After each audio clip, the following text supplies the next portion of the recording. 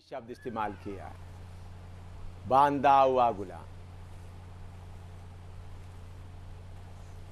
भाषा में सिर्फ सर्वेंट या दास लिखा है, उसका ग्रीक भाषा में जाते समय मैं बांधा हुआ गुलाम।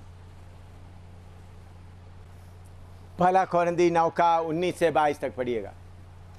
पहला कोरिन्थी 9 का 19 से 22। First Corinthians 9 19 to 22।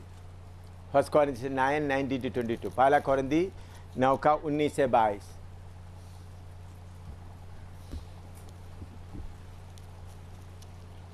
क्योंकि सबसे स्वतंत्र होने पर भी मैंने अपने आप को सबका दास बना लिया है कि अधिक लोगों को खींच लाऊं। मैं यहूदियों के लिए यहूदी बना कि यहूदियों को खींच लाऊं। जो लोग व्यवस्था के अधीन हैं उनके लिए मैं व्यवस्था के अधीन ना होने पर भी व्यवस्था के अधीन रहा कि उन्हें जो व्यवस्था के अधीन हैं खींच लाऊं। व्यवस्थाहीनों के लिए मैं जो परमेश्वर की व्यवस्था से हीन नहीं परंतु परमेश्वर मसीह की व्यवस्था के अधीन हूँ, व्यवस्थाहीन सा बना कि व्यवस्थाहीनों को खींच लाऊं। मैं निर्बलों के लिए निर्बल सा बना कि निर्बलों को खींच लाऊं। मैं सब मनुष्यों के लिए सब कुछ बना कि किसी ना किसी रीति से कई एक का उद्धार कराऊं। इधर में पौलुस बोलता है, क्योंकि सबसे स्वतंत्र होने पर भी मैंने अपने आप को सबका दास बना दिया। अपने आप को सबका दास बना दिया।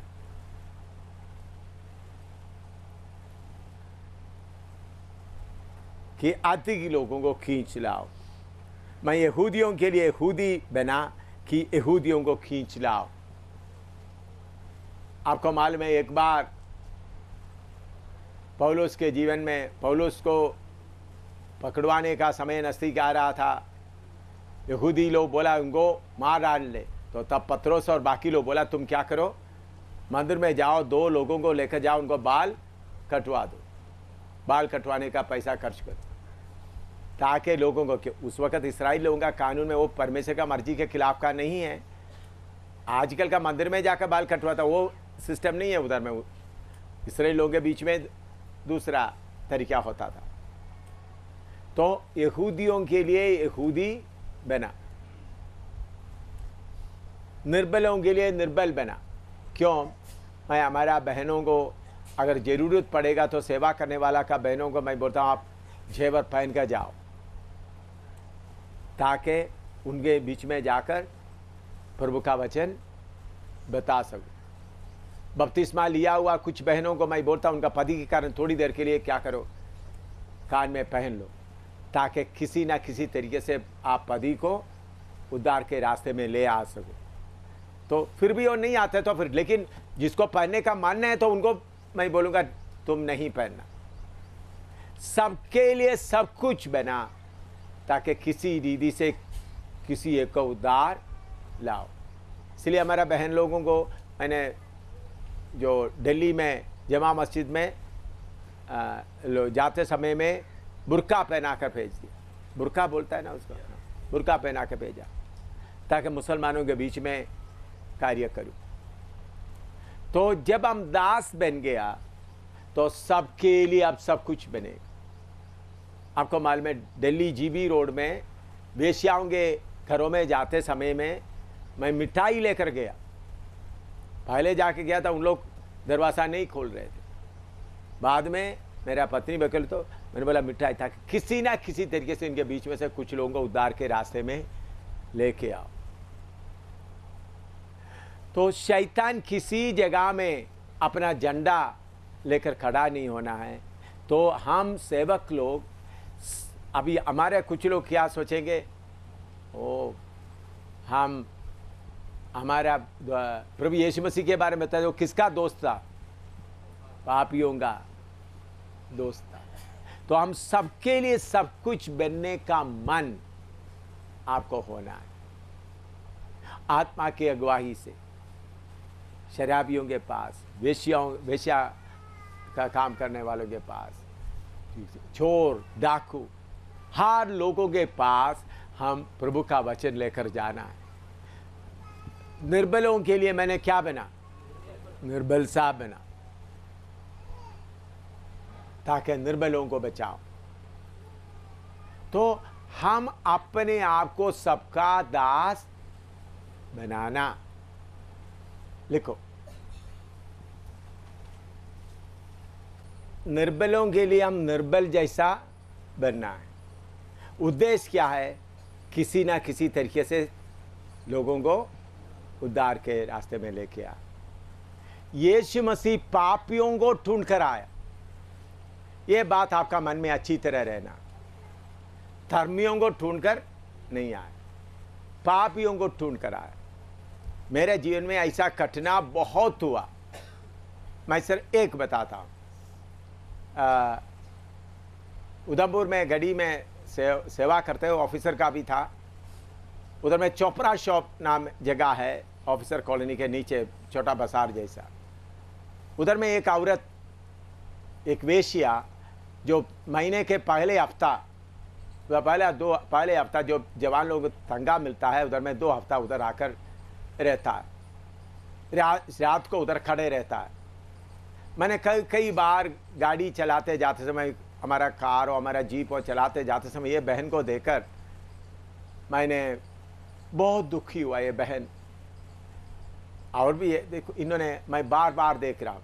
एक बार मैं ऐसा चलते समय मेरा पत्नी को बोला, देखो ये बहन को देखो। तो मेरा पत्नी मुझे से गुस्सा किया, गाड़ी चलाते में दाहिने बाएं मत देखो, सीधा देख लो। मैंने बोला ये बहन को देखो, देखो देख खड़े हैं, ठीक है। तो फिर मुझे मालूम हो गया मेरा पत्नी अभी इनके साथ बात करने के लिए, मैंने सोचा तो मेरे पत्नी के द्वारा इनको थोड़ा सा बात करने के लिए तैयार करूं। मुझे मालूम हो गया मेरा पत्नी अभी, उसको मालूम हो गया थूकने, उनको देखा थूकने का हालत में। मैं प्रार्थना करता रहा, मेरा मन उस बहन के लिए रोता रहा। एक दिन मेरा पत्नी को बोला, देखो आज एक गेस्ट आने वाला है, थोड़ा अच्छा खाना बना लेना, बाथरूम में गर्म पानी भी रहना, गीसर वगैरह ठीक रहना, गर्म पानी भी रहना। मैं रात को शाम को 8 बजे स्कूटर लेके गया, तो ये बहन उधर खड़ी है, 3-4 लोग हैं, कुछ लोग बोलते हैं 400, कुछ लोग बोलते एक से पूछ रहे कितना रुपया देंगे, कितना रुपये तुम्हारे साथ आए, कितना रुपया देंगे, कितना रुपये। कोई 400 बोले, कुछ 500 बोल रहा है, 300 बोल रहा है।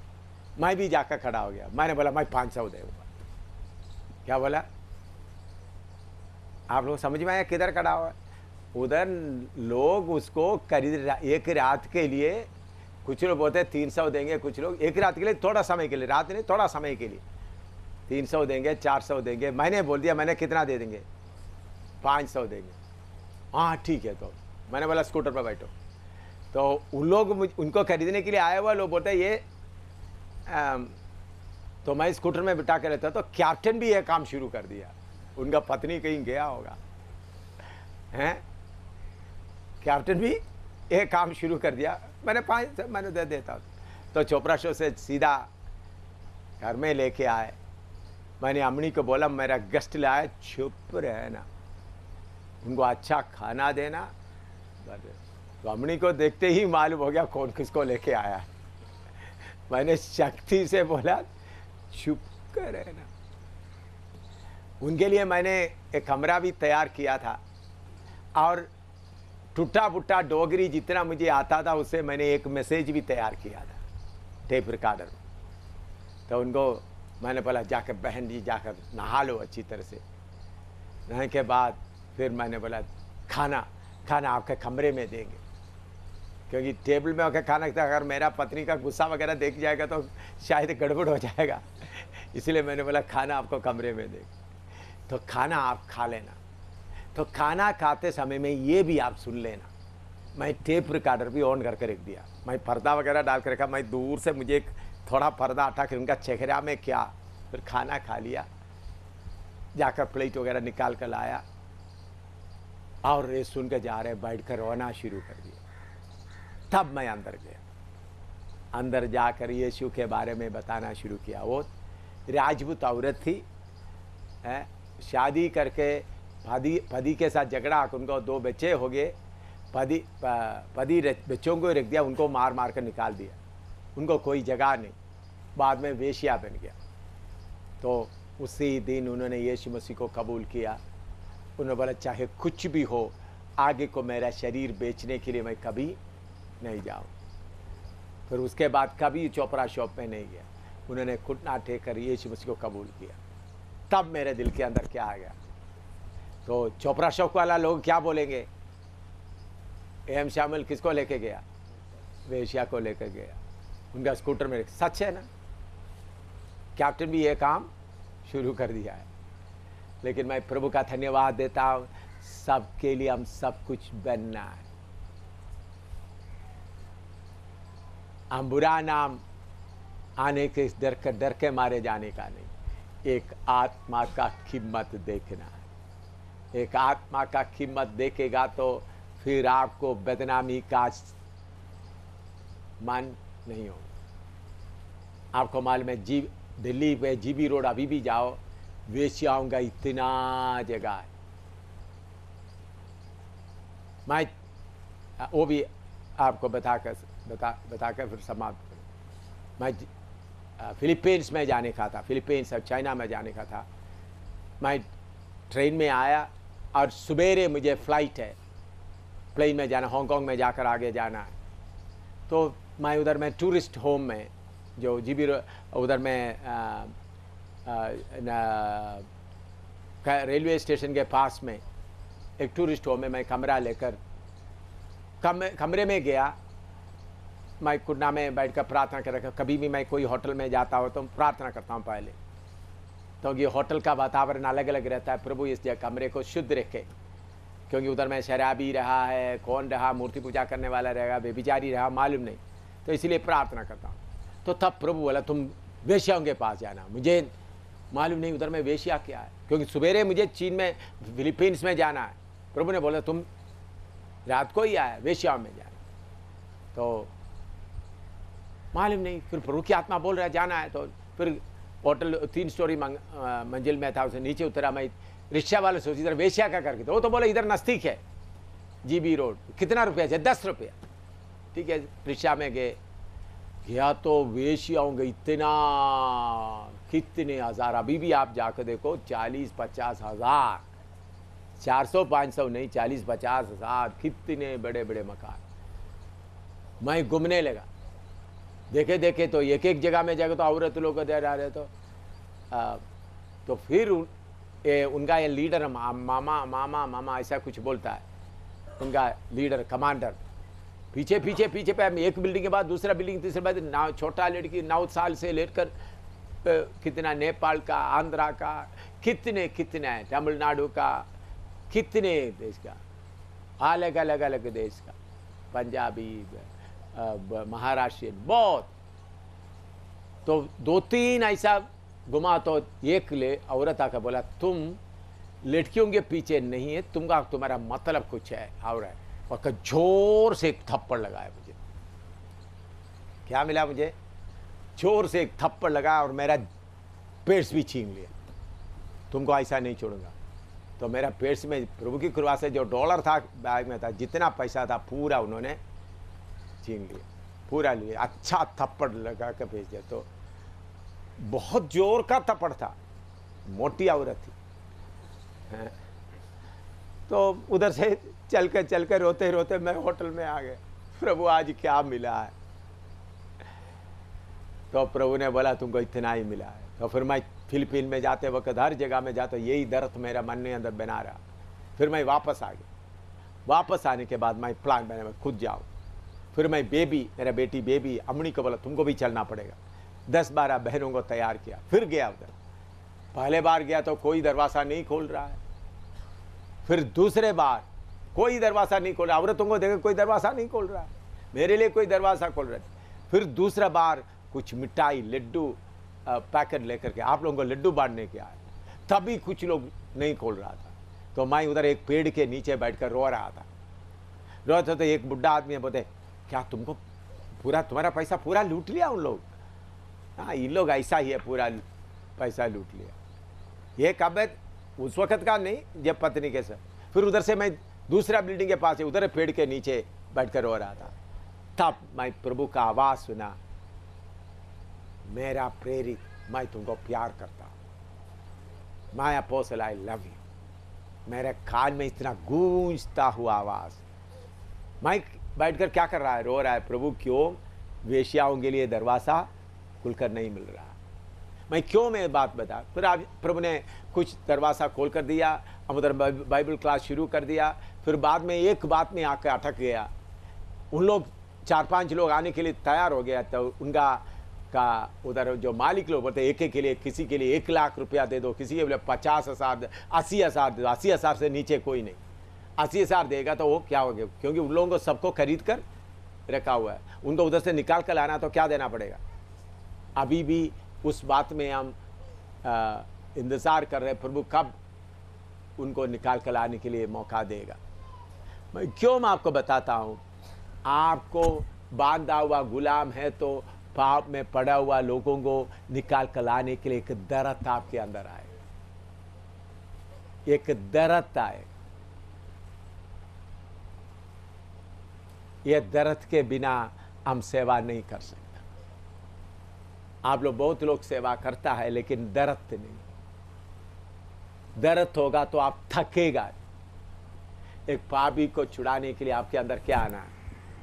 दर्द आना। दर्द नहीं आएगा तो चाहे आप प्रचार तो बहुत करते होंगे, लेकिन सही दर्द आना है तो आप एक बांधा हुआ गुलाम बनाना। थोड़ी प्रार्थना करें। अब ये अभी खत्म नहीं हो सकता, शाम को भी इसको लेना पड़ेगा। अभी प्रार्थना करें। एक दर्द आपके अंदर आने के बिना आप सही सेवक नहीं बन सकता।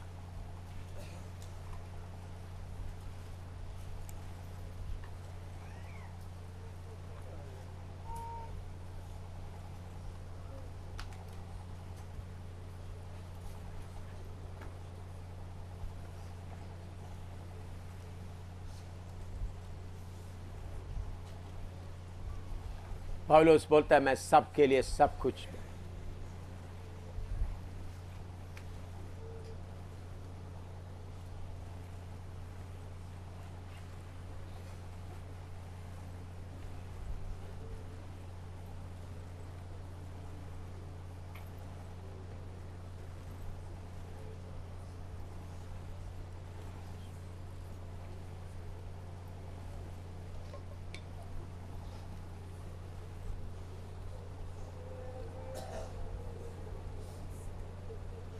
सबके लिए सब कुछ।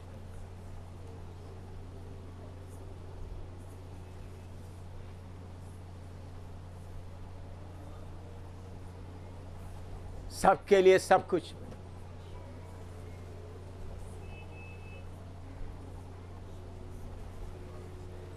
ताकि किसी न किसी रीति से किसी एक को बचाओ।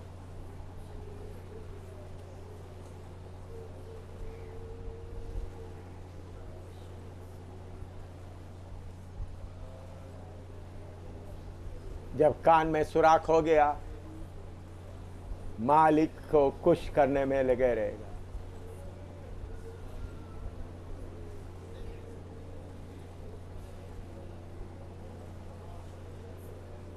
सेवक लोग बहुत है, कितने लोगों को मालिक ने सुराख लगाया। आप खुद सुराख नहीं डाल सकते, मालिक आपके कान में सुराख डालना।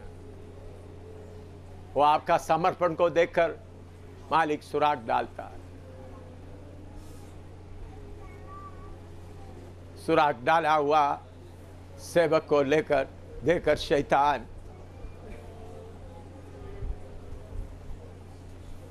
भागता है।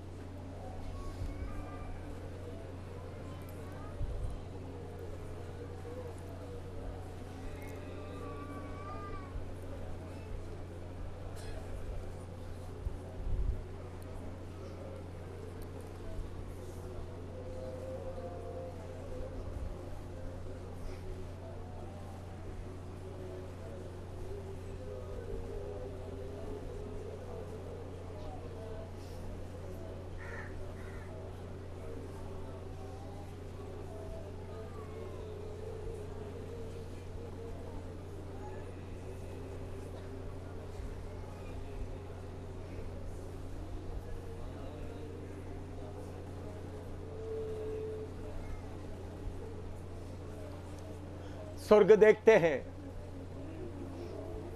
कौन है सुराग डालने के लिए चाहता है?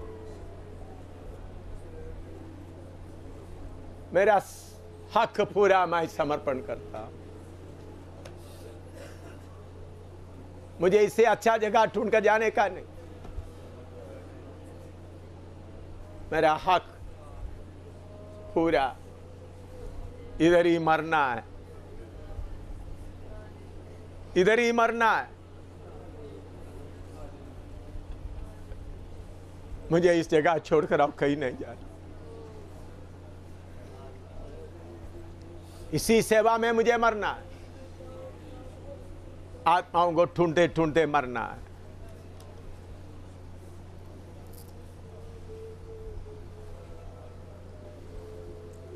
हालेलुया।